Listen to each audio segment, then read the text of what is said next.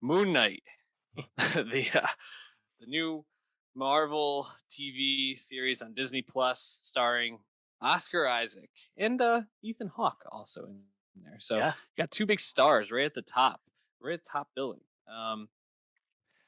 Hmm. One episode in, Dave. Moon Knight. How did it fare for you? Yeah. The fifth Marvel Cinematic Universe Disney Plus series. A lot of baggage coming in for the average MCU fan, I'm sure. However, Moon Knight, refreshingly, through one episode, completely detached from the greater MCU. And if we reflect on the past MCU series at this point, the best ones, WandaVision and Loki, were also the ones that were the most contained.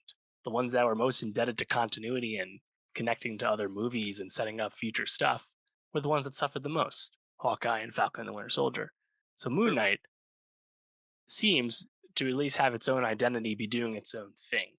And through one episode, got a lot of shit going on.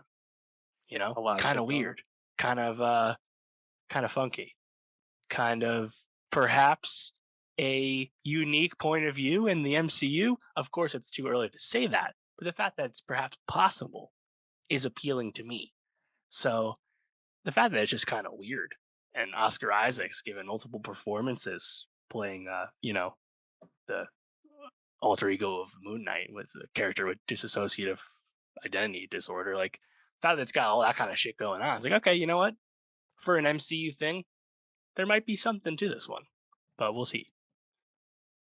There's definitely bones here. I think I was expecting to like this first episode more, and I don't know why I didn't necessarily. I think there's certain aspects that I really liked, but it was hard for me to shake the like Venom esque quality of it. Like you have this guy who's kind of like dissociating. You Yeah, got the weird voice like talking right. to him, being like, "Let me take over you," like whatever, however it goes. Eddie. Yeah, stop fighting me. I was like, okay, Yeah, I can voiced by guess. F. Murray Abraham, which Yeah, is the voice of Khonshu, the Egyptian moon god. yeah. And so there were certain aspects I was like, this is a little strange. Also like he's this weirdo who I guess Eddie Brock actually isn't a weirdo till Venom takes over, right? He's like a Yes, cool he's just a person. journalist.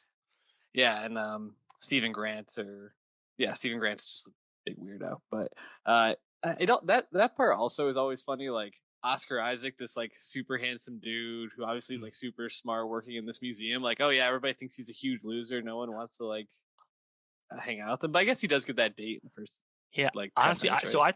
I thought Oscar Isaac was compelling as like the nerdy, weirdo, unsocial person. I thought it actually worked, especially when you contrast it to the Mark Spector mercenary alter ego that we see via the mirrors. I was like, okay, yeah, no, that's the Oscar Isaac I think of. That's like the handsome, suave Poe Dameron Oscar Mhm. Isaac. So I was like, when you see the two compared, I'm like, okay, you know what? I actually kind of get it here. Yeah, obviously Oscar Isaac's still very handsome, no matter what mannerisms he's got going on. But yeah, I think it's kind of cool that we get to watch this show and we'll get to see Oscar Isaac literally do two performances at once. And you know, if this is going to be the one for them thing that Oscar Isaac and Ethan Hawke do, recently, at least Isaac seems to be really going for it and having fun. You know, He so definitely it's does. something. And I think by far the most compelling scene in the whole first episode for me was when he wakes up in what was that, like Ireland or something, that I like think that little was the village, Alps, the Swiss the Alps Alps, somewhere. Yeah. where Arthur Harrow, played by Ethan Hawke, is like has his religious cult and he's holding some, I don't know, whatever that was, pendant or something like that. Yep. Scarab or And something, I think it was. Yeah. yeah, I thought that whole scene was really electric. A lot of tension, the like going back in and out, great car chase on on the Swiss, I guess it was Swiss Alps in the mountain or whatever.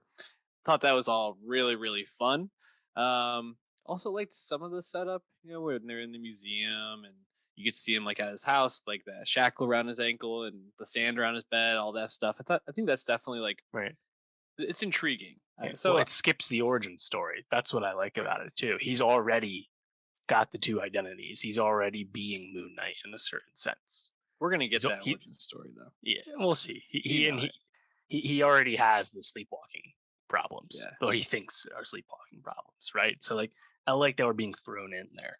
But yeah, we'll see if they commit to it. I know the critics actually got 4 of the 6 episodes, which is more than usual for an MCU series, and apparently the plot starts to pick up around then. So we'll see if these early episodes are able to keep the momentum here. And Ethan Hawke joining franchise in this manner, playing a villain. I believe he's the manifestation of a different Egyptian god. That's how it goes. And it'll just be funny to see how the MCU, very calculating Kevin Feige world, how they actually tackle the Moon Knight character when it's all said and done, because Moon Knight's comic origins are very up and down as the character in, inherited more and more elements. Like it wasn't invented as a character with multiple identities, for example, or with roots to an Egyptian god. There's a lot going on, but on its face, Moon Knight has always been like, he's the Marvel Batman, but even more fucked up in the head. So if they are able to present that in some way with the MCU, I'll be interested. I mean, obviously, we can't expect it to get too dark given the history of the MCU. We'll see.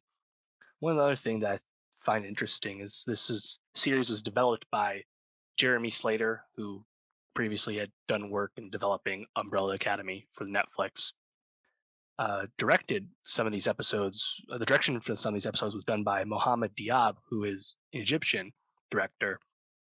And he recently, before the show came out, had talked about, it's very critical of Wonder Woman 1984 and how they like very clichédly and stereotypically portrayed Egypt. And he's like, he's really frustrated with Hollywood's often otherization and uh, exoticization of like Egyptian locales. So it'll be interesting to see how the Egyptian cultural stuff is actually treated throughout this series. So, it sounds like it'll be done more tastefully and, as far accurately as it can be if Diab's comments are you know, any hint there. So I feel like it's a lot of like wait and see stuff with this, but even if it's like not like the most amazing series ever, makes amazing Marvel thing either, I'm still just hopeful, given that it seems to have its own identity and just trying to do its own thing in some way. Just because we're very critical, and Marvel doesn't let things do that, which is often the way it goes. So There's definitely some intrigue here. We'll be checking in at the end of the series, which is May 4th.